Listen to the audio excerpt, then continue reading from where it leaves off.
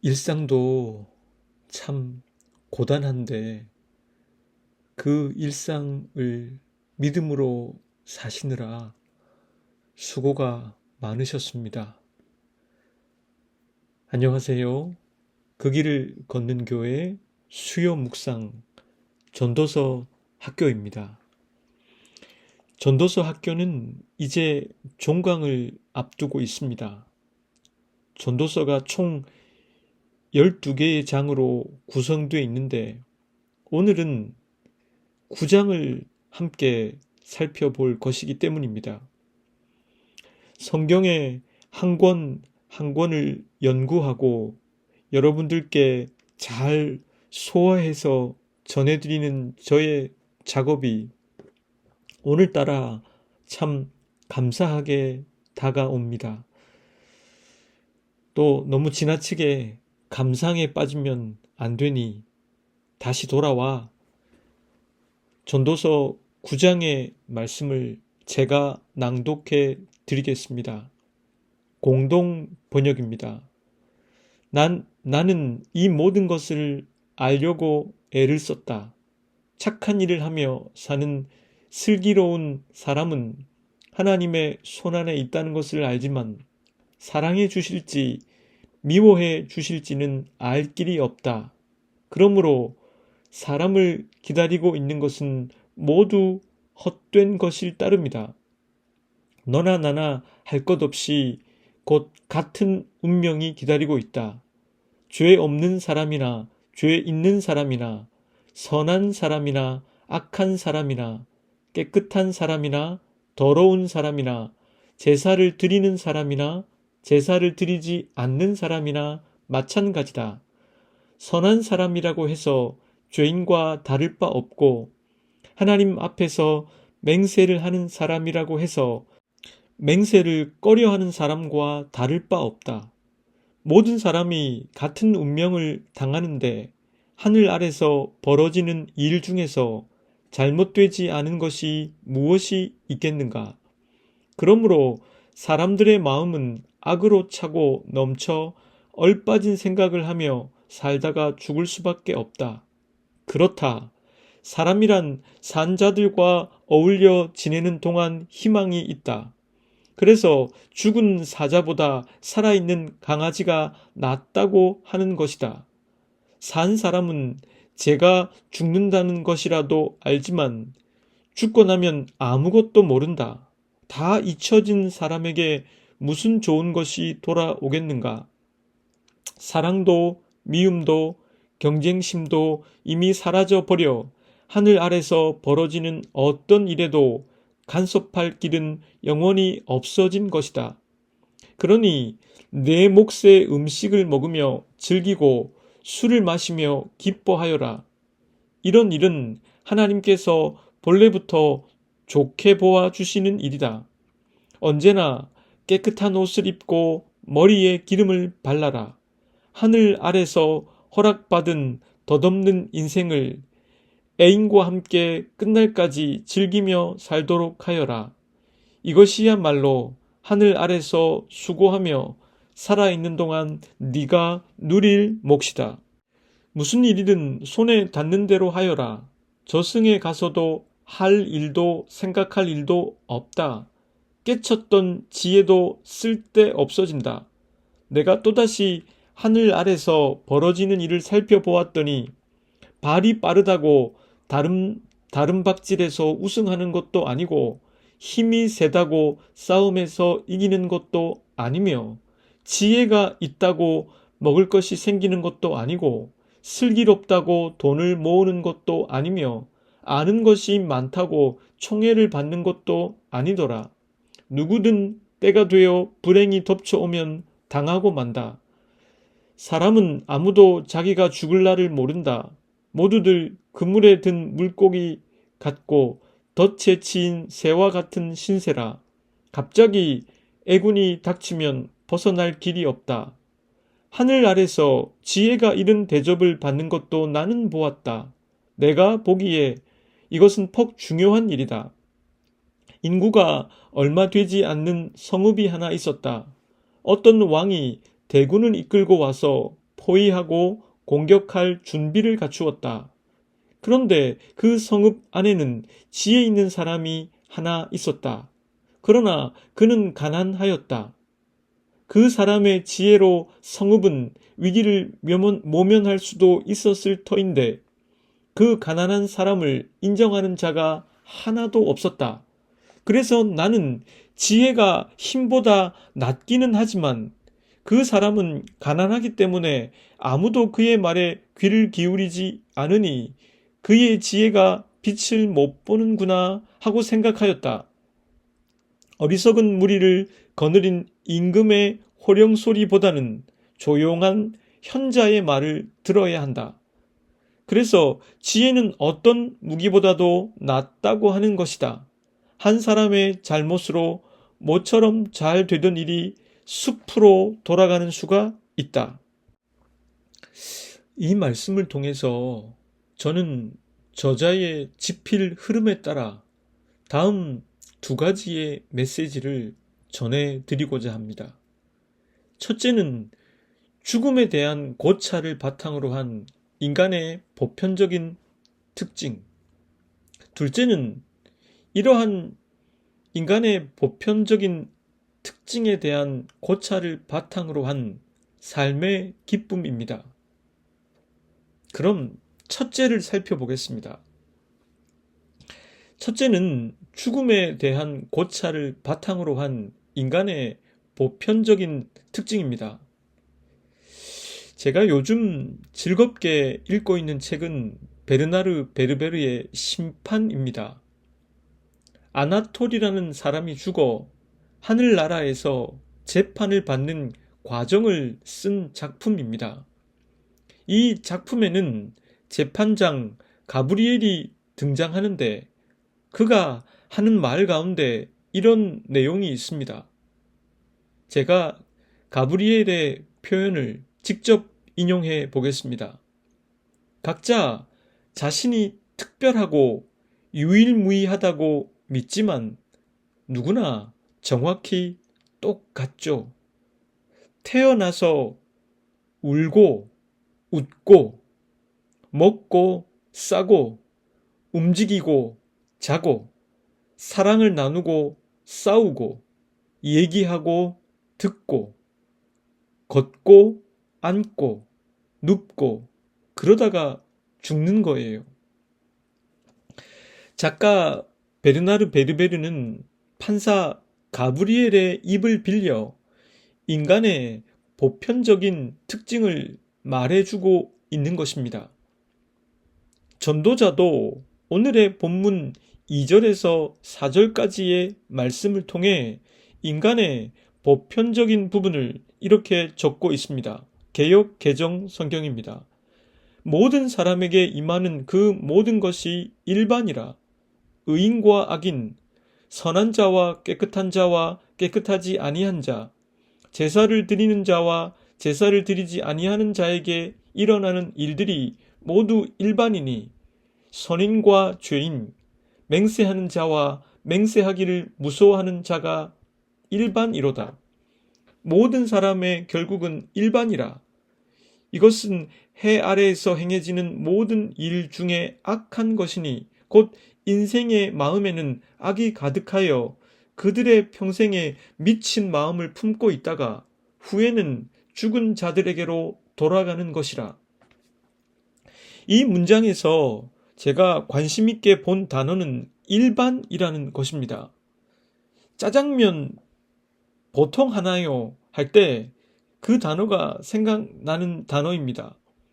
공동번역이나 새번역 성경은 이 단어를 일반이라 옮기지 않고 같은 운명이라고 옮겼습니다. 인간이 선인이든 악인이든 제사를 드리는 자이든 그렇지 않은 자이든 또한 인간의 신분이 무엇이든지 간에 결국 인간은 같은 운명을 지니고 있습니다. 사람 사이의 도덕적 차이가 죽음을 피하게 하지는 못한다는 것입니다. 또한 3절 끝부분에 보면 인간의 마음속에는 악이 가득하며 평생에 미친 마음을 품고 있다가 결국 죽음으로 끝이 난다고 했습니다. 악을 행하기 쉬운 인간의 모습을 미친 마음이라는 거친 표현을 사용했습니다. 본문 1절은 이렇게 적혀 있습니다. 이 모든 것을 내가 마음에 두고 이 모든 것을 살펴본즉 의인들이나 지혜자들이나 그들의 행위나 모두 다 하나님의 손안에 있으니 사랑을 받을런지 미움을 받을런지 사람이 알지 못하는 것은 모두 그들의 미래의 일들임이니라.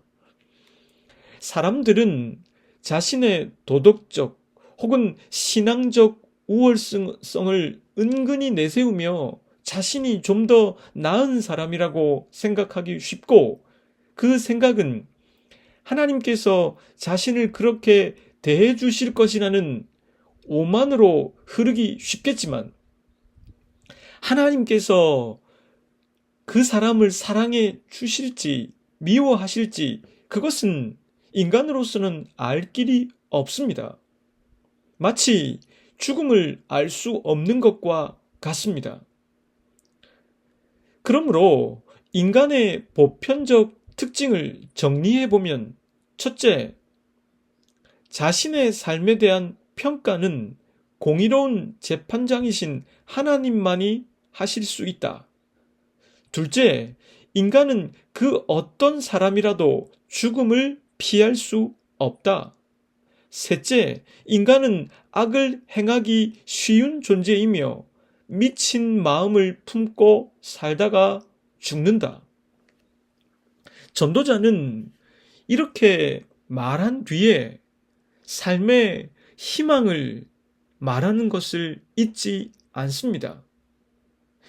이러한 인간의 보편적 운명만을 열거하고 끝을 내버린다면 인간의 삶은 허무하기 그지 없을 것입니다. 아마도 허무주의에 빠지는 사람들은 이러한 인간의 보편적 운명에 집중하기 때문일 것입니다. 잠언과 전도서는 지혜를 다룬다는 것에서 같지만 그것에 접근하는 방식은 다릅니다. 콜롬비아 신학대학의 구약학 교수 윌리엄 P. 브라운은 이 점에 대해서 정확히 정리해 줍니다. 잠언은 하나님을 경외하는 것이 지혜의 시작이라고 했다면, 전도서에 있어서 지혜의 시작은 인생의 덧없음을 깨닫는 것이다. 참으로 올바른 지적입니다. 그렇기 때문에 그토록 헛되고 헛되니 모든 것이 헛되다, 즉 바람을 잡으려는 일과 같은 그런 헛된 일이라고 전도자는 거듭 강조했던 것입니다. 이렇게 인간의 보편적인 운명을 적은 지도자는 그 삶의 허무함 속에서 그럼에도 불구하고 죽음보다 생명이 더 소중하다는 것을 이렇게 적고 있습니다. 모든 산 자들 중에 들어있는 자에게는 누구나 소망이 있음은 산 개가 죽은 사자보다 낫기 때문이니라. 산 자들은 죽을 줄을 알되 죽은 자들은 아무것도 모르며 그들이 다시는 상을 받지 못하는 것은 그들의 이름이 잊어버린 바 됨이니라. 사자와 개가 서로 대조를 이루고 있습니다. 살아있을 때 사자와 개는 게임이 되지 않습니다. 사자는 동물의 왕이요 힘과 용맹의 상징입니다.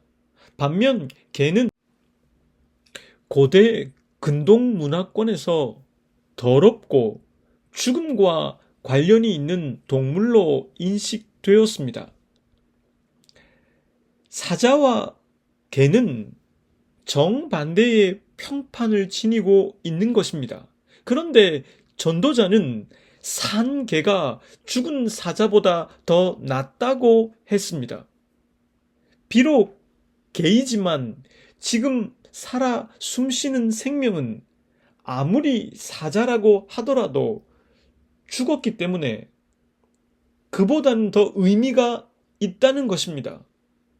죽은 사람은 죽음의 불가항력적인 부분을 인식하고 현재를 살아갈 기회를 얻을 수 없습니다. 허나 산 사람은 비록 허무한 인간의 보편적인 요소를 여전히 지니고 있지만 죽을 수밖에 없다는 사실을 인식하며 삶의 활동력은 살아 있습니다. 즉, 그 삶의 활동력을 이용할 수 있는 기회가 주어져 있다는 뜻입니다. 죽음으로 말미암아 인간의 모든 활동은 완전히 정지돼 버리지만 생명은 허무한 지점에 있다 하더라도, 아니 설령 짧다 하더라도 뭔가를 해볼 수 있는 기회로 가득 차 있습니다. 제가 요즘 자주 생각하는 문장이 있습니다. 아무것도 하지 않더라도 시간은 간다. 어디서 읽은 문장인지는 기억나지 않지만 요즘 부쩍 이 문장이 거듭 제 마음속에 되뇌어집니다. 살아있다는 것, 아직 생명이 붙어 있다는 것, 죽은 이가 가질 수 없는 시간과 활동의 기회를 나는 부여받았다는 뜻입니다.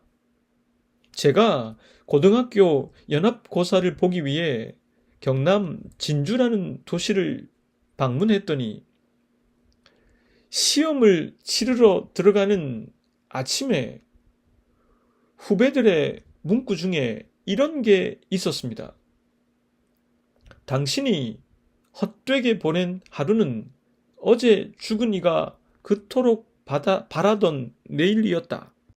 왜 그런 문구가 시험장에 있었는지 그 이유는 잘 모르겠지만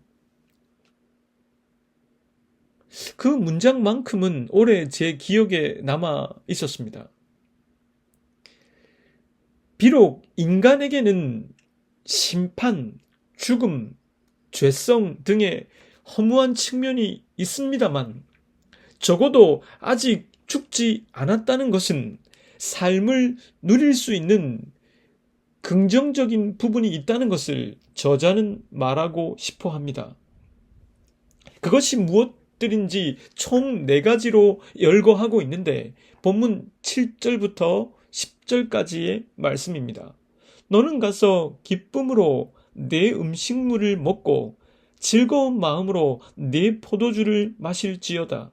이는 하나님이 네가 하는 일들을 벌써 기쁘게 받으셨음이니라. 네 의복을 항상 희게 하며 네 머리에 향기름을 그치지 아니하도록 할지니라. 네 헛된 평생의 모든 날, 곧 하나님이 해 아래에서 네게 주신 모든 헛된 날에 네가 사랑하는 아내와 함께 즐겁게 살지어다. 그것이 네가 평생의 해 아래에서 수고하고 얻은 네의 몫이니라. 네 손이 이를 얻는 대로 힘을 다하여 할지어다. 네가 장차 들어갈 스월에는 일도 없고 계획도 없고 자식도 없고 지혜도 없음이니라.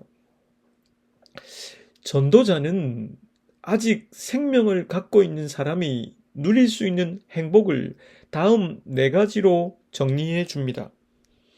첫째, 하나님 주신 소명으로서의 일을 통해서 얻은 수입으로 먹고 마실 수 있는 소박한 행복이 있다는 것입니다. 둘째, 옷을 희게 하며 머리에 향기름이 그치지 않는다고 했는데 이것은 기쁨을 표현한 것이며 정갈하고 점점 더 삶의 고결함에 접근한다는 뜻입니다. 마음이 깨끗해지면 내 외면도 정갈해지는 법입니다. 셋째, 자신에게 주신 배우자와 즐거움을 누리는 것입니다. 배우자는 고된 인생길에 주신 하나님의 선물입니다. 허무해지기 쉬운 인생 여정에서 평생 동반할 친구인 것입니다. 넷째, 할 수 있는 일이 있다는 것은 행복한 것입니다. 일은 기쁜 삶을 위해서 필수적인 것입니다. 일과 쉼이 균형을 이루어야 인간은 진정으로 행복을 누릴 수가 있습니다. 여기까지 말씀을 정리해보고 저는 조용히 기도의 마음을 가져 보았습니다. 제가 사랑하는 사람들이 시간이 한참 지나서 대화를 나누어도 그저 좋기만 한 그런 사람들이 인생의 허무함을 직시하고 그 허무함에 매몰되진 않아 그 허무함에서 지혜를 시작할 수 있도록 도와달라고 기도하게 되었습니다. 함께 기도 드리겠습니다. 사랑하는 하나님, 분명 우리네 삶에는 헛되고 헛되니 모든 것이 헛되도다 할 만한 부분들이 있습니다. 그리고 이것을 피해갈 수 있는 사람은 아무도 없습니다. 피할 수 없으니 오히려 그것에서 지혜를 길어 올리는 저희가 되도록 도와주십시오. 사랑하는 형제 자매들의 삶 속에 더욱 지혜의 웃음이 꽃필 수 있도록 주님 도우소서. 예수 그리스도의 이름으로 기도드립니다.